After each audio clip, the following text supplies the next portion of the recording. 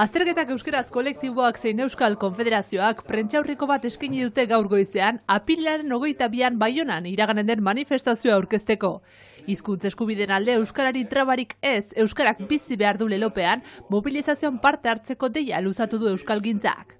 Arratsaldeon ikusentzuleok, gaurko saioan azterketak euskaraz pasatzeko eskubidearen alde Baionan iraganen den manifestazioaz gain, emakumeen nazioarteko egunakari iragan diren manifestazioak ere aipatuko ditugu. Ongi etorri Iparraldearen orenera!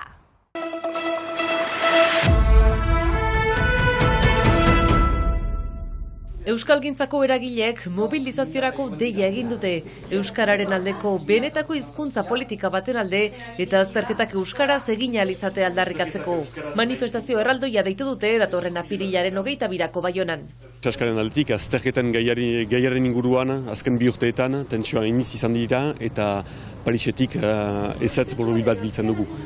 Mozorrotzen dute hori eganez gibelatzen dutela erabakia, baina gaur egun ezetz dugu azterketak euskaraz pasatzeko debekua badugu eta hori ezin dugu utzi pasatzera eta beraz momentua da mobilizatzeko eta Pariseri entzunarazteko Euskal Herriaren ahotsa.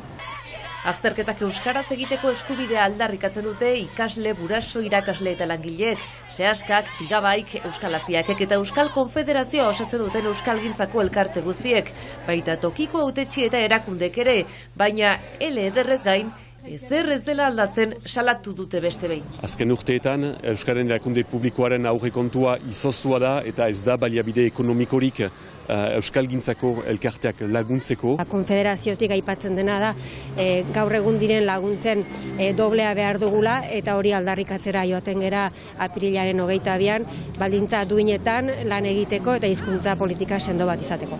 Bestalde Euskalgintzan lanean ari direnek bizi duten prekarietatea salatu dute, baliabide publiko eskasekin eta benetako hizkuntza politiko bat galde egin dute. Gure aisialdi lekuetan, familiak kanporatzen ditu. Ez eta eskaera txipitzen delako, gure langileak ez ditugulako aurkitzen. Eta langileak zendako ez ditugu aurkitzen, gure lan baldintzak desberdinak direlako. Euskaraz bakarrik egiten duen elkarte bakarra gira Iparraldean. Euskal Konfederazioa osatzen dugun Euskalgintzako elkarte guziak, hor ginen bai irakaskuntzako aktoreak, bai helduen Euskalgintzaren aktoreak, bai edabideak, haurzaindegiak ere ordezkatuak ziren, denek arazo berak ditugu, denek hizkuntza politika guonek ere ematen dugu, militante gisa, gure baliabideekin, Euskararen etorkizuna gure eskutan da, eta hor galetzen diegu egitura publikoai, haien sustengua, haien laguntza, etorkizuna, hizkuntza politika baten bidez pasa berda. Gure hizkuntza gabe, argiki, Euskara galtzen balin bada Iparraldean, mezer izanen da gure herria. Beraz, bai, hor baliabideak aipatzen ditugu, gure lan baldintzak aipatzen ditugu, joan behar da manifera.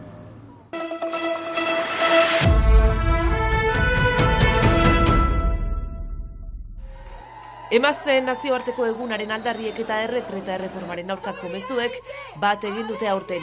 Azken urtetan aldarrizkatzen dugun guztia hori da berdintasuna, emazteen eskubideak defenditu, sistema kapitalistak sortzen dituen desberdintasun horiek salatu eta aurten erreforma horrek ilan argi eta garbi agertzen da kaltetuak girela emazteak beste langileak baino gehiago ere.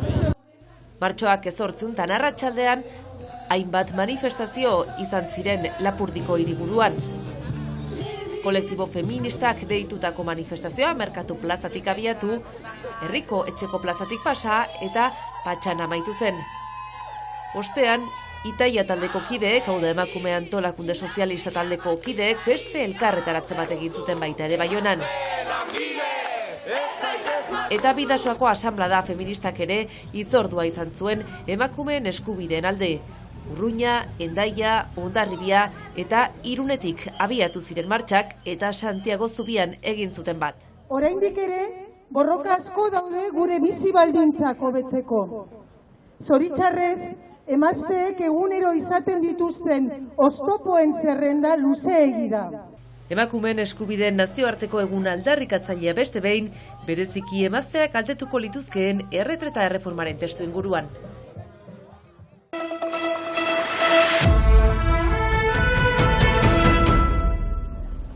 Negua dugu elur sasoia gure mendietan eta badabil jendean mailarik gorenetan Iratiko etxoletan kasu. Erranezak urteko lehen hiu hilabete juntan etxola guziak hartu idela eta jendea badela. Eta elhurra behan jinda, bena jinda guai taila erditik aitzina elhurra bazen eta mementuan badugu elhurra eta jati. Etxolen arrakasta ez da berria, baina bortuetara geroz eta jende gehiago bertaratzen dela diote bertako arduradunek. Senditzen dugu orokorki bortian jente biziki jente ebili dela, edo hanit jente ebili dela, eta Covidetik landa edo Covidan ondotik. Usteo jentek baduten beharra eta bortilat ebili, bortian aidian hartzea, eta guk erraiten dugu heben isiltartzunan behatzea bortilat jitea, jatia jitia. Turismo berde edo naturarekin errespetuan egiten den eskaintza hau duela mende erdi sortu zuten orduko arduradunek. Siberoko sindikatan lehen txedia da eta bortian untxe txekitzia laboaientzat eta bortu ekaintako, laboaientako, Siboko labontxentako hoizen lehen txedia. Eta hoi dila 50 urte haitetxiek haitu bet egin zuten, txola hoien egitea heben. Eta guk turismo berde hau oso kilotzen dugu Siboko labontxai eta Siboko labontxanko muskiner. Zerren heben badugu magazi tipi bat, eta hor ezarten dugu laboai eta ofizialen muskinak halaz guziak. Estelaik Sibeun atzamaiten, joiten gira basena farolat, edo biarnulat, eta ez direnak egiten heben bertan, prefosta atzamaiten ditugu saltegia hondietan. Bestero eta bertaratzen diren bisitari eta mendizaleek eskertzen duten desmartxa.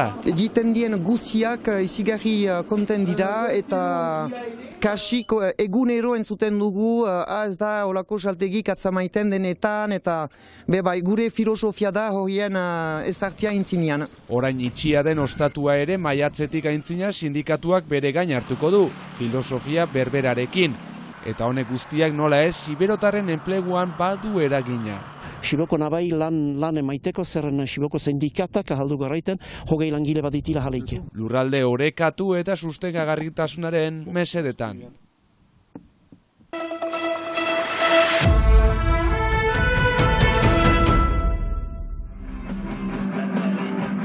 Hiru hamarkadetako etenaldiaren ondotik estenatokietara itzuli da jazz Delirium Tremens taldea disko berria aurkeztuz. 8 kantek osatzen dute Hor dago izeneko lana. Ikusentzuleok Biarritzeko Atabalen Delirium Tremensek eskainitako kontzertuaren irudiekin agurtuko dugu gaurko saioa. Bihar arte!